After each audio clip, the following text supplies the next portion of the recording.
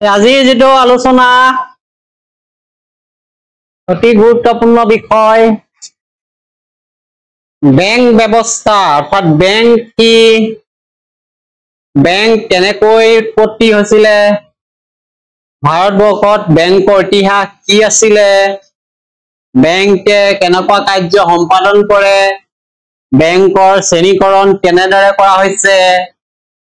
বেংকৰ যোগেদি সমগ্ৰ অৰ্থ ব্যৱস্থাটো কেনেকৈ নিয়ন্ত্ৰিত হয় সামগ্ৰিক এইখিনি কথা আমি ইয়াত আলোচনা কৰিব পাৰিম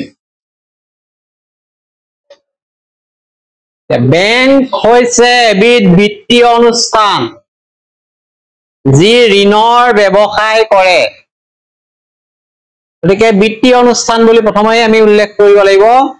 ঋণৰ ব্যৱসায় কৰে ঋণ দিয়ে ধাৰলৈ টকা দিয়ে আমাক তাৰ পৰা ইন্টাৰেষ্ট লয় লগতে বেংকে সঞ্চয়কাৰীৰ পৰা সঞ্চয় সংগ্ৰহ কৰে গতিকে এটো যদি বেংক হয় এই বেংকত প্ৰথমে কৈছে ই ঋণৰ ব্যৱসায় কৰে অৰ্থাৎ মানুহক লোন দিয়ে আৰু ইন্টাৰেষ্ট লয় দ্বিতীয়তে ইয়াত বিভিন্ন কাস্টমাৰ থাকিব বেংক একাউন্ট খুলে মানুহ আমি বেংক একাউন্ট দিয়ে খুলো তেতিয়া এই মানুহবিলাকে তাত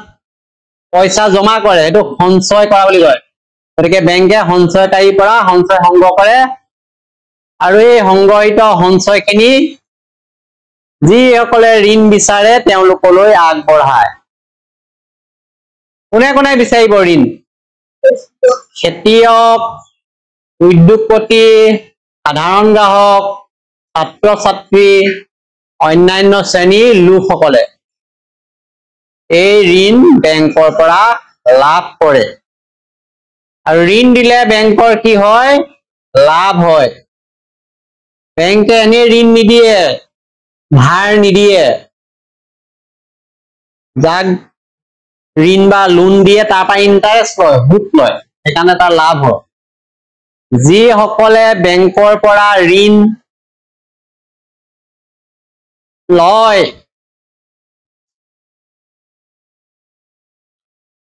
সেইসকলে মূলধন পৰিশোধ কৰাৰ লগে লগে বেংকক সুদৰ হাৰো দিব লাগে আৰু এই সুদৰ হাৰ সঞ্চয়কাৰীলৈ বেংকে আগবঢ়োৱা সুদৰ হাৰতকৈ অধিক হোৱাৰ ফলত বেংক ব্যৱসায় লাভজনক হৈ পৰিছে আমি যেতিয়া বেংকত টকা জমা ৰাখো এতিয়া বেংকে আমাক যদি 100 টকাত 5 পইচা সুদ দিয়ে 5 টকা নহয় আকৌ 5 পইচা সুদ দিয়ে একেটা বেংকে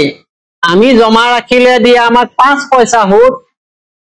আমি বেংকৰ পৰা যদি ধাৰে লওঁ এতিয়া 5 টকা ইন্টাৰেষ্ট লগাব বেংকে আমাক কমকে দিয়ে কিন্তু আমাৰ পৰা কি লয় বেছিকে ইন্টাৰেষ্ট লয় এটা লাভ বেংকৰ হেতু মানে বেংক ব্যৱসায়টো এটা লাভজনক হৈছে আজিকালি গাঁৱে ভূঞে বন্ধন বেংক ওলাইছে না নাই বিভিন্ন গোট আছে গোটবিলাকে পইচা লয় বন্ধন বেংকৰ পৰা প্ৰতি মাহে মাহে পইচা ঘূৰাই দিব লাগে লগত ইন্টাৰেষ্ট দিব লাগে এইটোৱে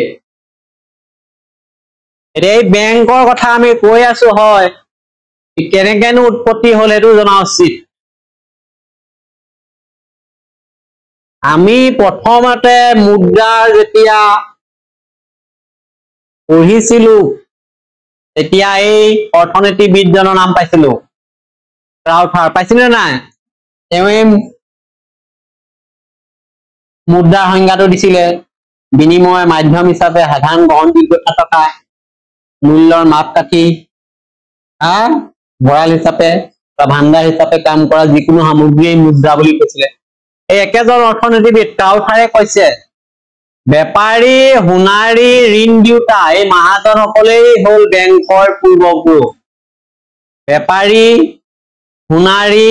আৰু যি ধাৰলৈ ঋণ দিছিলে এইবিলাক মহাজন এই মহাজন বিলাকেই বেংকৰ পূৰ্বপুৰুষ এতিয়া মধ্যযুগত ইটালীত বেংক অফ ভেনিস স্থাপন হৈছিল মধ্যযুগৰ কথা কৈছে ইটালীত বেংক অফ ভেনিস যেতিয়া স্থাপন হ'ল তাৰ লগে লগে বেংক শব্দটোৱে বহুল প্ৰচাৰ লাভ কৰে বুলি বহুতে ক'ব খোজে গতিকে বেংক শব্দটো তেতিয়ালে প্ৰচাৰ লাভ কৰে ইটালীত এতিয়া মধ্যযুগতে এনেকে প্ৰচাৰ লাভ কৰাত দিছে ইটালীৰ ক্ষুদ্ৰ ক্ষুদ্ৰ ৰাজ্যসমূহৰ মাজত যুদ্ধ বিগ্ৰহ চলি থাকে আগত ইটালীত সৰু সৰু বহুত ৰাজ্য আছিলে ক্ষুদ্ৰ ক্ষুদ্ৰ ৰাজ্য এইবিলাকৰ মাজত সঘনাই যুদ্ধ লাগি আছিলে সেইকাৰণে এই কৰ্তৃপক্ষৰ বাবে ধনৰাশিৰ প্ৰয়োজন হৈছিল যুদ্ধখন চলাই থাকিব ৰজাই হওক যোনেই শাসনকৰ্তা আছিল এনে ধনৰাশি সংগ্ৰহ কৰিবলৈ কেতবোৰ আয়ুক্ত নিয়োগ কৰি দিছিলে কেতবোৰ মানুহ নিয়োগ কৰা হৈছিলে এই আয়ুক্তসকলক মন্ত্ৰী বুলি কোৱা হৈছিলে আয়ুক্ত এজন অফিচাৰ বিশেষ এতিয়া যেনেকৈ আমাৰ ডিসি আছে আয়ুক্ত এই তেওঁ মন্ত্ৰী বুলি কৈছে আৰু সেই সময়ত ইটালীৰ বৃহৎ অঞ্চল জাৰ্মান সকলৰ দখলত আছে ইটালীখন জাৰ্মান সকলে দখল কৰি ৰাখিছিল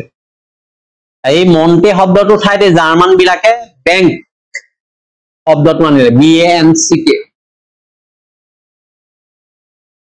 ইটালীত এই শব্দ বেংকো ফৰাসী ভাষাত বেংকে ইংলেণ্ডত বেংক হৈ পৰিল গতিকে শব্দটো ট্ৰানজিশন হ'ল সলনি হৈ গ'ল পৰিৱৰ্তন হৈ গ'ল গতিকে এই কাহিনী ইমানটোৱে বেংকৰ ইতিহাস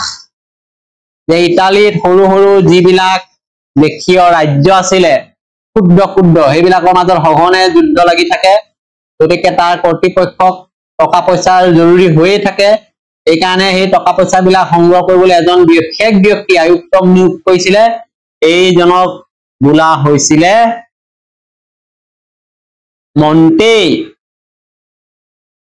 সেই সময়ত ইটালীক জাৰ্মান সকলে অধিকাৰ কৰি ৰাখিছিলে অধিক সংখ্যক ইটালীত জাৰ্মান সকলে এই মন্ত্ৰী শব্দটো জাৰ্মান সকলে বেঞ্চ BANCK শব্দটো ব্যৱহাৰ কৰিলে ইটালীত এই শব্দটো বেংক হৈ গ'ল ফৰাসী ভাষাত বেংকে আৰু ইংলেণ্ডত ই বেংক এতিয়া আহিলে ভাৰতবৰ্ষৰ ক্ষেত্ৰত কেনেকে বেংকৰ সৃষ্টি হ'ল ভাৰতবৰ্ষত 1770 চনটো উল্লেখযোগ্য কাৰণ এই চনত প্ৰথমটো বেংক স্থাপন কৰা হৈছিল নাম আছিল বেংকটোৰ বেংক অফ হিন্দুস্তান এইটো MCQত আহিব ভাৰতবৰ্ষৰ প্ৰথম বেংক কি আছিল বেংক অফ হিন্দুস্তান কিমান চনত প্ৰতিষ্ঠা হৈছিল 1770 চনত ইয়াত থলুৱা প্ৰচেষ্টাৰ ভিত্তিত গঢ়লৈ উঠা অসমতো প্ৰথমটো বেংক হ'ল গুৱাহাটী বেংক 1926 চন একে সময়ত দুটা বেংক পালো ভাৰতৰ প্ৰথমটো হ'ল বেংক অফ হিন্দুস্তান 1770 অসমৰ প্ৰথমটো বেংক হ'ল গুৱাহাটী বেংক 1926 এতিয়া গম পালো নে বেংক কি বেংকৰ উৎপত্তি কি গোটেইখিনি তথ্য পালো বেংক কি বুলি ক'লে বেংক এটা বিত্তীয় প্ৰতিষ্ঠান ই ঋণৰ ব্যৱসায় কৰে বেংকত কি কৰে সঞ্চয়কাৰী বিলাকে ধন জমা ৰাখে অৰ্থাৎ বেংকে সঞ্চয়কাৰীৰ পৰা ধন জমা লয় জমা হোৱা ধন আৰু গ্ৰাহক বিলাকক প্ৰয়োজন হলে ঋণ হিচাপে দি দিয়ে ঋণ হিচাপে দিলে বেংকে গ্ৰাহকৰ পৰা ইন্টাৰেষ্ট সুদ লয় আৰু এই ধৰণে এটা ব্যৱসায় কৰে ইয়াত কৈছে বেংকে গ্ৰাহকক জমা থোৱা ধনৰ বিপৰীতে যিমান সুদ দিয়ে এই সুদৰ পৰিমাণ এনেই নগণ্য কিন্তু গ্ৰাহকে যেতিয়া বেংকৰ পৰা ঋণ লয় তেওঁলোকৰ পৰা বেছি সুদ লয় ইন্টাৰেষ্ট হিচাপে গতিকে এইকাৰণে বেংকে ঋণটো এটা ব্যৱসায় হিচাপে লাভজনক ব্যৱসায় কাম কৰি আছে তাৰ পিছত আমি বেংকৰ উৎপত্তি পালো কেনেকে উৎপত্তি হৈছিলে ইটালীত বেংক অফ ভেনিছৰ কথা ওলাইছে আৰু ৰাউথে কাৰ কথা কৈছিলে বেপাৰী সোণাৰী ঋণ দুটা সকলো মহাজন সকলৰ কথা কৈছিলে এইবিলাক কথা আমি পালো গতিকে আমি নেক্সট যেটো পাৰ্ট আছে হেতু আহিব বেংকৰ শ্ৰেণী বিভাজন এটো কি বেংক আছে তাত কেইবাটাও প্ৰকাৰ আছে বিশেষকৈ কেন্দ্ৰীয় বেংক বাণিজ্যিক বেংক আঞ্চলিক বেংক ভাৰতীয় উদ্যোগিক বিকাশ বেংক ভাৰতীয় ক্ষুদ্ৰ উদ্যোগ বিকাশ বেংক কৃষি আৰু গ্ৰাম্য উন্নয়ন ৰাষ্ট্ৰীয় বেংক নাবাৰ্ড ইয়াৰ বাহিৰেও কেতবোৰ বেংক এছিয় উন্নয়ন বেংক বিশ্ব বেংক এই সকলো বেংকৰ কথা আমি পঢ়িম এটা আমি নেক্সট ক্লাছত পঢ়িব লাগিব